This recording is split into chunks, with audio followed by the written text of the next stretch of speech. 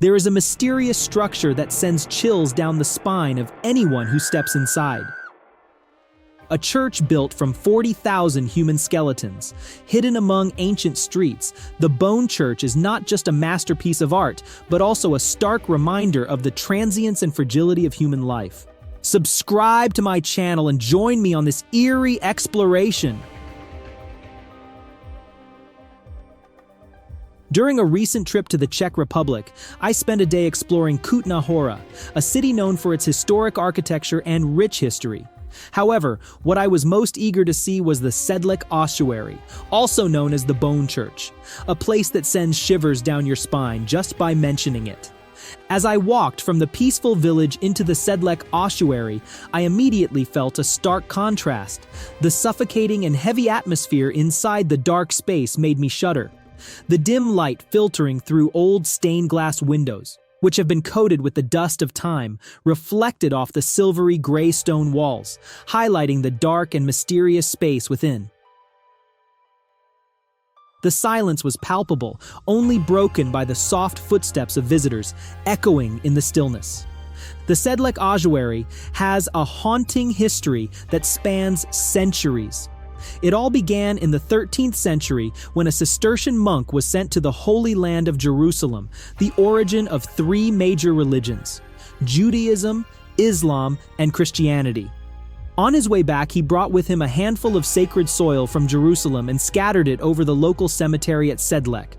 This act made the cemetery a holy site, attracting people from all over Europe who wished to be buried there after death.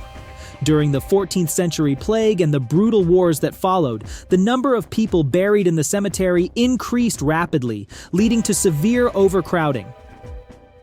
At that time, exhuming graves to make room for the newly deceased became a necessity.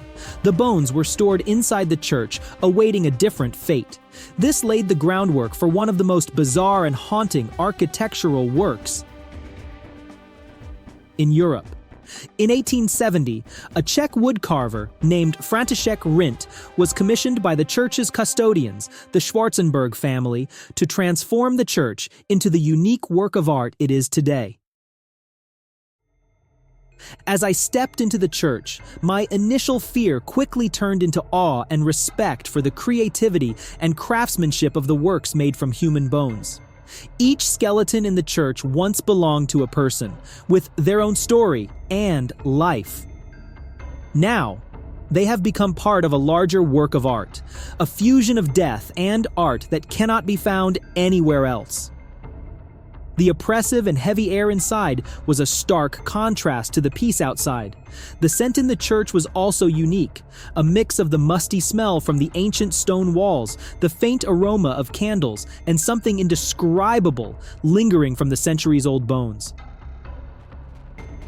I felt as if every molecule in the air carried history, stories of lives long gone. The taste of time and the ambiguity in the air only deepened my curiosity and sent a slight chill down my spine.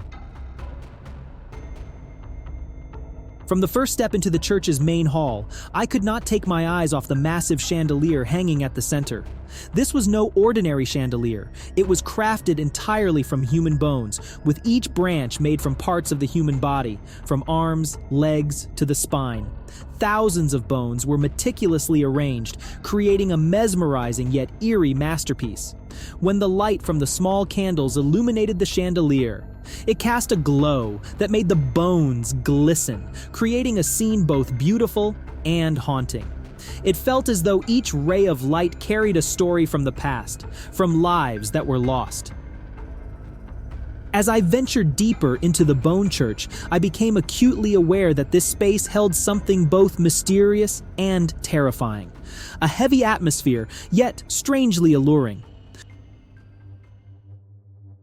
The bone chandeliers did not just hang suspended in midair. They seemed to light up another world, a world where life and death intertwined. Each wall appeared to be constructed from thousands of skulls, stacked in a haunting arrangement. rib bone garlands wrapped around the pillars, while the borders of the ceiling were shaped from arm and leg bones, all blending into a chilling yet symbolic work of art. Every detail, every angle exuded a sense of the macabre, as if these bones were telling untold stories from the other side. The more closely I looked, the more I was drawn into the meticulous and skillful way the bones were assembled and carved. Crowns, garlands, even religious symbols were all made from bones, showcasing an astonishing level of artistry. In this space, art was not just decoration, but a vivid reminder of life and death.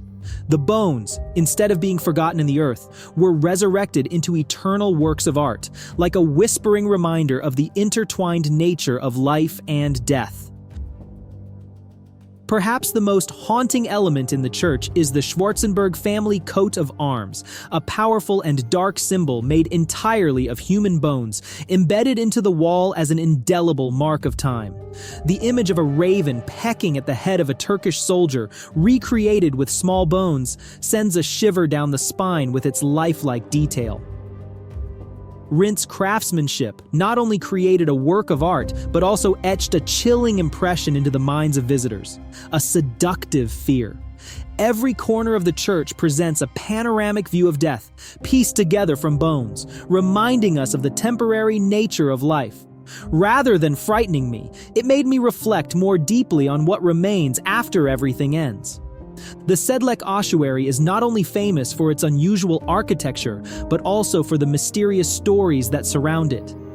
As I stood in the church's silent space, surrounded by thousands of bones, I could not help but think of the souls that once lived, loved, and then laid down in death.